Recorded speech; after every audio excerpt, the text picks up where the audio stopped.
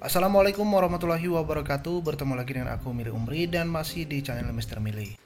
Di video ini kita akan belajar lagi terkait dengan soal SKD CPNS yang tentunya akan kalian lalui nantinya. Dan kategori soal yang kita bahas adalah soal TWK atau tes wawasan kebangsaan. Oke, langsung saja kita bahas soal yang pertama. Bela negara adalah istilah konstitusi yang terdapat dalam pasal 27 ayat 3 Undang-Undang Negara Republik Indonesia tahun 1945 yang berbunyi setiap warga negara berhak dan wajib ikut serta dalam upaya pembelaan negara. Artinya, secara konstitusional, bela negara mengikat seluruh bangsa Indonesia sebagai hak dan kewajiban setiap warga negara. Ada beberapa nilai-nilai dasar bela negara diantaranya kecuali. Nah, soal ini adalah soal TWK dengan kategori ataupun jenis soal terkait dengan bela negara. Nah, kata kuncinya di sini sudah jelas adalah bela negara dan yang ditanyakan adalah nilai-nilai dasar bela negara. Untuk jawabannya ada cinta tanah air, kesadaran berbangsa dan bernegara, setia kepada undang-undang, rela berkorban untuk bangsa dan negara, dan terakhir memiliki kemampuan awal bela negara. Jadi jawaban yang benar yang mana? Kita lihat. Nah, untuk nilai-nilai dasar bela negara ada 6. Yang pertama cinta tanah air, kesadaran berbangsa dan bernegara, setia kepada Pancasila, rela berkorban untuk bangsa dan negara, memiliki kemampuan awal bela negara, dan terakhir semangat mewujudkan negara yang berdaulat, adil, dan juga makmur. Nah, jadi jawaban yang tepat adalah yang C, setia kepada undang-undang, karena tidak dijelaskan dari nilai-nilai dasar bela negara yang terdiri dari 6 nilai dasar bela negara. Selanjutnya kita masuk soal yang kedua. Ini biasanya soal penalaran, karena TWK juga ada beberapa soal yang biasanya mirip-mirip dengan soal TKP. Anda merupakan seorang fresh graduate yang baru menjalani dunia kerja di sebuah perusahaan. Anda selalu diberitahu oleh orang tua untuk disiplin dan bertanggung jawab terhadap tugas yang dibebankan. Disiplin dan bertanggung jawab terhadap tugas yang dibebankan merupakan cerminan sikap dan perilaku dari nilai dasar bela negara, yakni A. Semangat mewujudkan negara yang berdaulat, adil, dan makmur, setia kepada Pancasila, rela berkorban untuk bangsa dan negara, cinta tanah air, dan terakhir kesadaran berbangsa dan bernegara. Sekarang kita lihat dulu kesadaran berbangsa dan bernegara. Ini ada 6. Yang pertama, disiplin dan bertanggung jawab terhadap tugas yang dibebankan, menghargai dan menghormati keanekaragaman suku, agama, ras, dan antar golongan, mendahulukan kepentingan umum di atas kepentingan pribadi dan golongan, bangga terhadap bangsa dan negara tersendiri, rukun dan berjiwa gotong royong dalam masyarakat, dan terakhir menjalankan hak dan kewajiban sesuai peraturan perundang-undangan yang berlaku. Nah, dari kelima jawaban ini, jawaban yang paling tepat adalah jawaban yang E, adalah kesadaran berbangsa dan bernegara, seperti pada nilai dasar atau nilai-nilai dasar bela negara yang telah kita sebutkan pada soal yang pertama tadi. Soal ketiga masih terkait dengan nilai ataupun nilai dasar bela negara.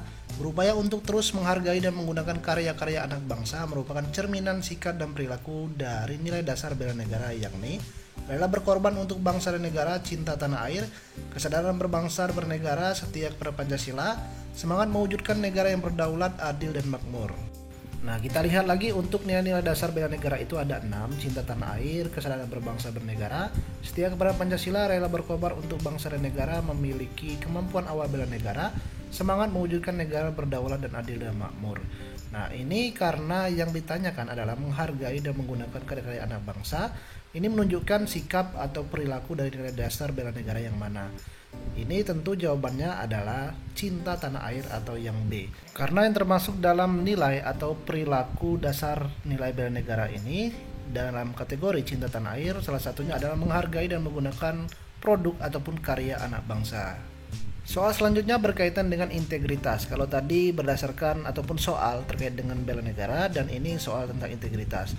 Sebelum kita bahas soal, integritas itu biasanya berkaitan dengan nilai-nilai anti korupsi, kejujuran, kewibawaan, dan tentunya melakukan sesuatu hal yang tidak bertentangan dengan hukum atau memiliki teguh pendirian.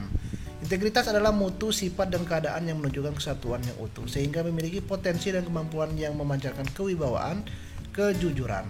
Adapun manfaat secara sosial dari integritas, yakni A. Menjadi manusia yang termotivasi, mampu menyesuaikan diri terhadap situasi apapun. B. Akan merasa sehat dan bugar. C. Otak kita terlatih berpikir secara ilmiah. D. Mampu memaknai berbagai pengalaman kita, mampu melihat berbagai fenomena kehidupan dalam perspektif yang lebih dalam, utuh, dan menyeluruh. Dan yang E adalah mampu membangun kehubungan kemanusiaan. Jadi untuk yang ditanyakan adalah manfaat secara sosial dari integritas ini. Kita lihat manfaat dari integritas. Secara fisik kita akan merasa sehat dan bugar. Secara intelektual, otak kita terlatih berpikir secara ilmiah. Kemudian secara emosional, kita menjadi manusia yang termotivasi, mampu menyesuaikan diri terhadap situasi apapun. Secara spiritual, kita mampu memaknai berbagai pengalaman kita, mampu melihat berbagai fenomena kehidupan dari perspektif yang lebih dalam, utuh dan menyeluruh. Dan secara sosial, kita semakin mampu membangun hubungan kemanusiaan. Nah, karena yang ditanyakan adalah manfaat secara sosial dari integritas, jadi jawaban yang benar adalah jawaban yang semakin mampu membangun hubungan kemanusiaan. Soal selanjutnya masih berkaitan dengan integritas. Pembentukan nilai-nilai integritas merupakan salah satu usaha KPK dalam kegiatan pendidikan anti korupsi tersebut.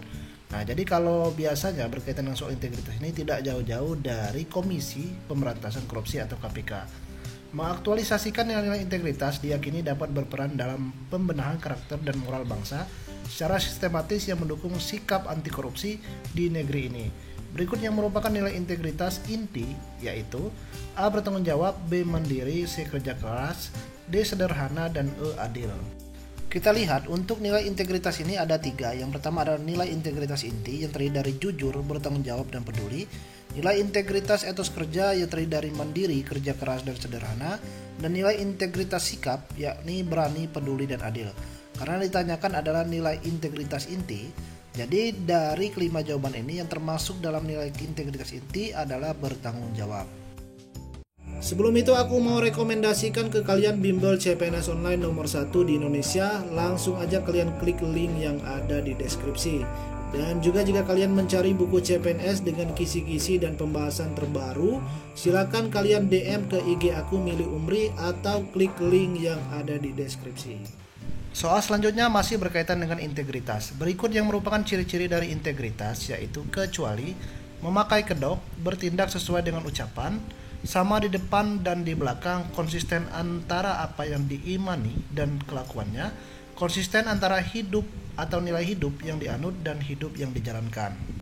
Kita lihat untuk ciri-ciri integritas ini ada 4. Yang pertama, orang yang tidak memakai kedok, orang yang bertindak sesuai dengan ucapan, sama di depan dan di belakang, konsisten antara apa yang diimani dan kelakuannya.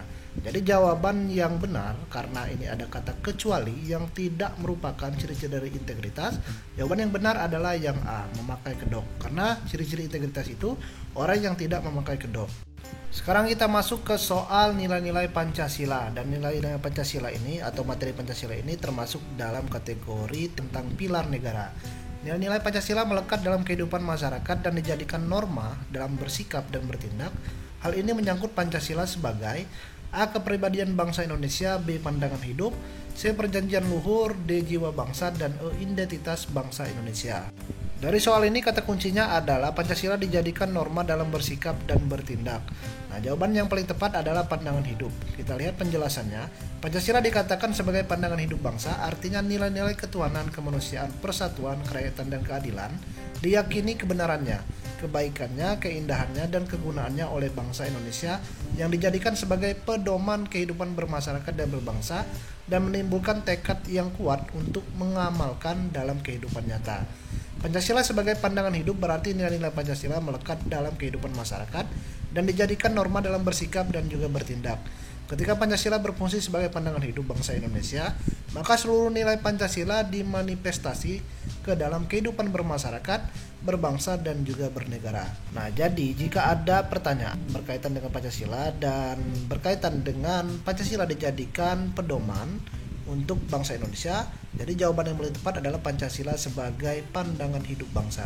Nah, soal selanjutnya masih berkaitan dengan Pancasila. Kebudayaan bangsa Indonesia juga merupakan hasil akulturasi sebagaimana yang ditenggarai Eka Dharma Putra dalam bukunya Pancasila, Identitas dan Modernitas.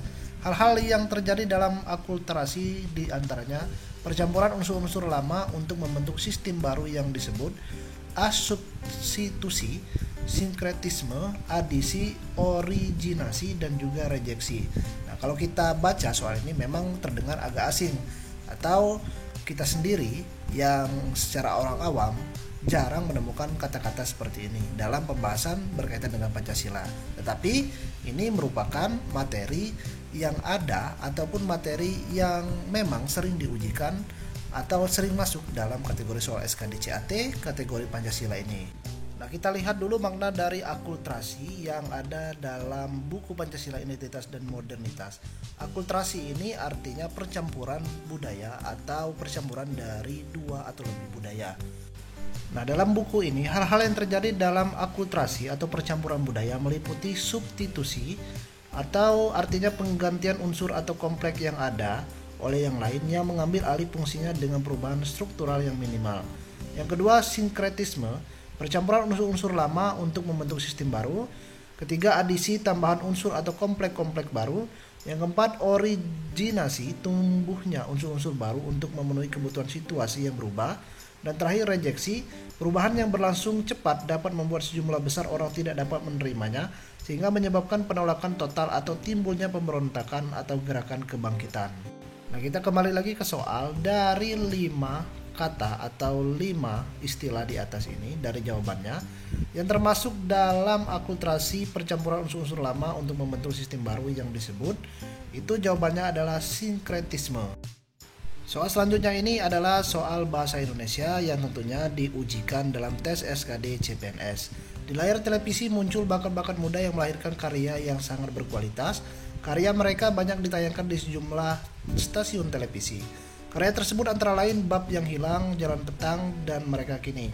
Film dokumenter secara Bab yang Hilang terbukti diminati penonton. Nah, kalimat utama paragraf tersebut adalah A. Karya bakat-bakat muda banyak ditayangkan di stasiun televisi.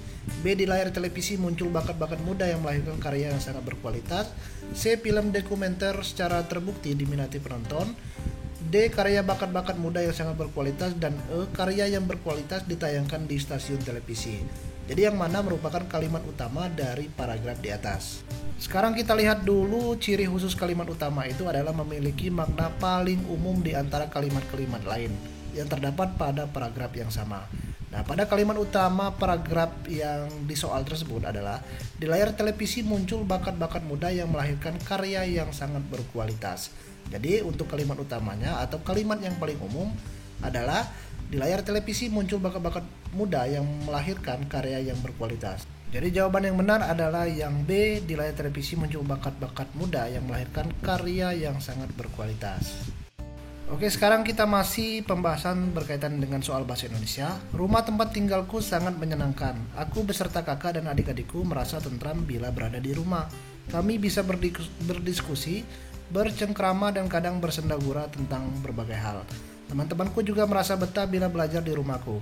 Tempatnya memang nyaman, jauh dari kebisingan suara mobil, dan tetangganya ramah. Kalimat utama paragraf tersebut adalah, nah untuk menjawab ini masih sama dengan soal sebelumnya.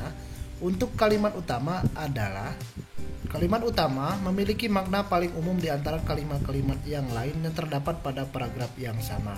Nah, jadi kalau dari paragraf di atas, kalimat utamanya yang mana? Kalimat utamanya adalah rumah tempat tinggalku yang sangat menyenangkan. Karena mengapa jawaban yang B benar?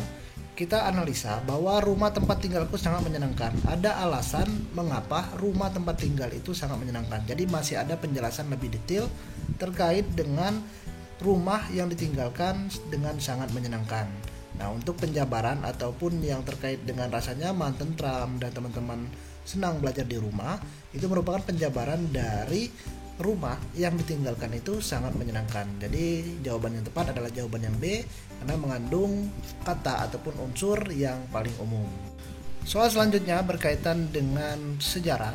Peristiwa Rengas Dengklok adalah peristiwa yang diawali oleh adanya perbedaan pandangan antara kelompok muda dengan kelompok tua tentang waktu dan cara pelaksanaan proklamasi. Rengas Dengklok adalah nama daerah yang berada di sebelah utara Karawang, Jawa Barat. Yang menjadi alasan memilih Rengas Dengklok yaitu karena Rengas Dengklok menjadi satu-satunya daerah yang bebas dari A. Kekuasaan Jepang serta letaknya jauh dari Jakarta, B. Kekuasaan Belanda serta letaknya jauh dari Jakarta, C. Kekuasaan Belanda, dan D. Kekuasaan Thailand serta letaknya jauh dari Jakarta. Nah, kita lihat mengapa Rengas Dengklok ini menjadi tempat yang dipilih untuk menentukan cara ataupun waktu pelaksanaan proklamasi. Karena Rengas Dengklok merupakan satu-satunya daerah yang bebas dari kekuasaan Jepang serta letaknya jauh dari ibu kota Indonesia yakni Jakarta. Kemudian soal berikutnya adalah tentang nasionalisme. Nasionalisme secara etimologi berasal dari kata nasional dan isme, yaitu paham kebangsaan yang mengandung makna kesadaran dan semangat cinta tanah air. Nasionalisme yang menekankan kepentingan nasional ada di atas kepentingan individu. Berdasarkan prinsip tersebut, semua warga negara harus sepenuhnya setia kepada negara.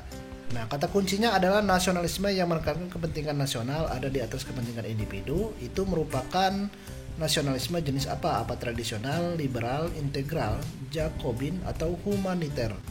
Sekarang kita lihat nasionalisme itu dibedakan menjadi 5 jenis.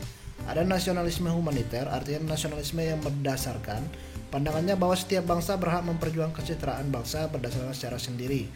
Yang kedua, nasionalisme Jacobin adalah nasionalisme yang demokratis tetapi didoktrin dan fanatik terhadap bangsa lain. Kemudian ada nasionalisme tradisional, nasionalisme yang menekankan keunikan setiap bangsa dan mempertahankan tradisi dan sejarahnya. Yang keempat adalah nasionalisme liberal, nasionalisme yang menekankan kepentingan dunia berpegang pada prinsip di mana setiap bangsa berhak menentukan nasibnya sendiri. Dan nasionalisme integral, nasionalisme yang menekankan kepentingan nasional ada di atas kepentingan individu. Berdasarkan prinsip tersebut, semua warga negara harus sepenuhnya setia kepada negara. Nah, dari 5 jenis kategori nasionalisme tadi, yang nasionalisme menekankan kepentingan nasional ada di atas kepentingan individu adalah nasionalisme integral. Jadi jawabannya adalah yang C. Oke, mungkin kita cukupkan dulu untuk latihan soal terkait dengan kategori soal TWK ini. Mungkin kalau terlalu banyak kalian juga akan pusing nantinya. Dan di lain kesempatan aku akan buat juga latihan-latihan soal baik terkait soal TKP, TIU ataupun TWK. Jadi pastikan kalian pantau channel aku Mr. Mili. Bagi kalian yang belum subscribe, bantu subscribe channel ini. Dan silakan kalian share video ini agar bisa bermanfaat dan membantu teman-teman yang lain, agar kalian bisa lolos tes SKD CPNS tahun 2021 ini. Atau juga video ini bisa digunakan untuk kalian yang ingin mendaftar di CPNS tahun-tahun berikutnya. Sekian dari aku dan aku akhiri. Wassalamualaikum warahmatullahi wabarakatuh.